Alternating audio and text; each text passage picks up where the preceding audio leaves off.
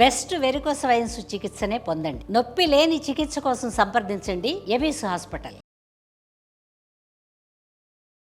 నమస్తే రమగారు. నమస్తే జయ.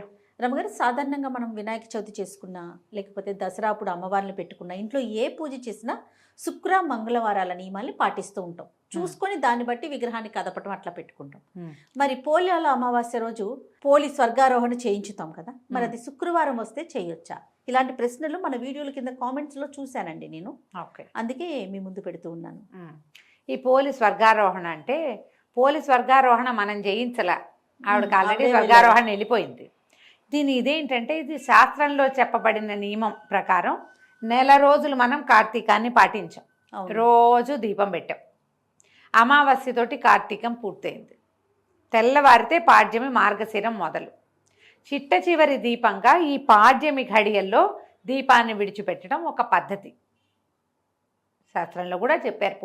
ఈ పాడ్యమి నాడు పోలిపాడ్యం అని ఇప్పుడు చెప్పుకుంటున్నాం, పేరు ఇప్పుడు పెట్టుకున్నాం మనం. అంతకుముందు అది మార్గశిర శుద్ధ పాడ్యమి. ఇప్పుడు ఈ పోలమ్మ కథలో, పోలి కథలో ఆ అమ్మాయి మార్గశిర శుద్ధ పాడ్యమి నాడు దీపం పెట్టింది అని కదా విన్నాం మనం. అవును, అంటే అప్పటికది పోలిపాడ్యమి కాదు. ఆమె ఆ దీపం పెట్టిన నాడు పోలిపాడ్యమి కాదు. ఆమె మార్గశిరం నాడు నెల రోజుల వ్రతాన్ని పూర్తి చేసి 31వ రోజున దీపం పెడితే ఆమె కోసం దేవదూతలు వచ్చారు, విష్ణు పార్షదులు వచ్చి ఆమెను విమానం ఎక్కించుకుని తీసుకెళ్ళారు కదా. ఇప్పుడు మనం పోలమ్మని సాగనంపుతున్నామా, దీపం పెడుతున్నామా? రెండే పాయింట్లు. ఒక ఆన్సర్ చెప్పు టకీమని. దీపం పెడుతున్నాం కదా. ఇప్పుడు మనం పోలిని పంపటల్లా, పోలిని తీసుకుపోయారు వాళ్ళు తీసుకెళ్ళారు. ఈ 31 రోజులు ఆమె ఈ విధి నిర్వహించటం వల్ల ఆమెకి లభించింది స్వర్గారోహణ. ఇప్పుడు మనమేమనుకున్నాం, పోలమ్మనే మనం సాగనంపుతున్నాం. పోలమ్మని మనం సాగనంపటల్లా, కేవలం దీపం మాత్రమే. దీపాన్ని పంపించి పోలికి ఏది లభించిందో స్వర్గారోహణ, అది మనకి లభించాలని మనం దండం పెట్టుకుంటాం.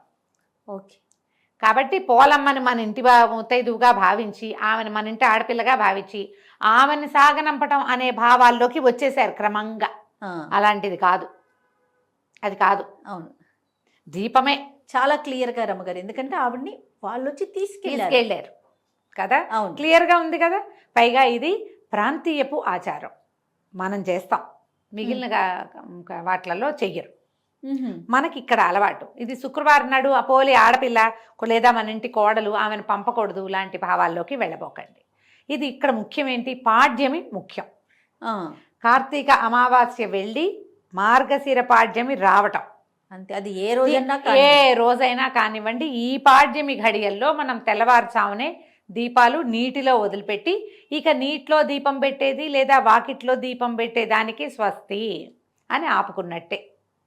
ఇందులో వేరే పుస్తకాలు వెతకక్కర్లా, చిన్న లాజిక్ ఆలోచించండి. నేను లాజికే చెప్తున్నా. అవును, పాడ్యమి నాడు దీపం పెట్టాలి. శుక్రవారం కాదని శనివారం పెట్టామనుకోండి, మార్గశిర మాసపు 2వ రోజు మార్గశిర శుద్ధ విధి అయిపోతుంది. ఎందుకు ఆ పని? అది కాదుగా చెప్పబడింది. అమావాస్య వెళ్ళింది, పాడ్యం వచ్చింది, దీపం అంతే. దానికి మన తిథి నియమమే కానీ వార నియమం లేదు, ఒకటి. రెండోది, ఈ పోలమ్మని ఆవిడే వెళ్ళింది కానీ మనం పంపలేదు. కాబట్టి ఏమీ ఆలోచించకండి, పొద్దున్నే దీపాలని వదిలిపెట్టి దండం పెట్టుకోండి. కార్తీక మాసాన్ని పంపిస్తున్నాం మనం, అంతే. అది కార్తీకం అయిపోయి మార్గశిరం మొదలవ్వగానే పంపేస్తున్నట్టే తప్ప శుక్రవారం మంగళవారం నియమాలు ఇక్కడ మీరు పాటించవలసిన అవసరం లేదు. దండం పెట్టుకుని దీపాలు వదిలిపెట్టండి. ఇందులో ఎన్ని దీపాలు పెట్టాలంటే 1 పెట్టచ్చు, 3 పెట్టచ్చు, 5 పెట్టచ్చు, 9 పెట్టచ్చు. మీరు నీళ్లలో వదలగలిగే మీకు ఎంత అవకాశం ఉంటే అంత. అన్నీ మీకు ఏదైనా ప్రాంతీయ ఆచారం ఉంది, ఇంత పొడుగు అరటి దుప్పలో బోల్డ్ అని చేసి కుదిరితే చెయ్యండి, కుదిరితే చేసుకోండి. ఒక్క దీపం అయినా విడిచిపెట్టండి అమ్మా, చాలు. ఓకే, నీ ఓపిక అంతే. ఒకవేళ మనకి చెరువుకో నదికో వెళ్ళే అవకాశాలు లేవనుకుంటే మన వాకిట్లోనే ఒక టబ్బు పెట్టి టబ్బులో నీరు వదిలిపెట్టండి. నియమం అంటే ఆచారం మనం పాటిస్తున్నాం కాబట్టి అంతే. అక్కడికి వెళ్ళలేకపోయాం, ఇక్కడన్నా చేసామన్న ఒక తృప్తి లభిస్తూ ఉంటుంది కదా. అంతే. కాబట్టి మన తృప్తి కోసం ఇట్లా మన వాకిట్లోనే ఓ టబ్బో ఏదో పెట్టి బాల్కనీలో దాని నిండా నీళ్ళు పోసి ఈ దీపాన్ని విడిచిపెట్టి ఓ దండం పెట్టుకోండి అంతే. మార్గశిర మాసం కోసం నెక్స్ట్ ఆ మాసంలో ఏం చేయాలనే దాని గురించి ఆలోచించుకోవటమే ఇంకా, అంతే సంగతి. రైట్ రమ్మ గారు, నమస్తే. నమస్తే.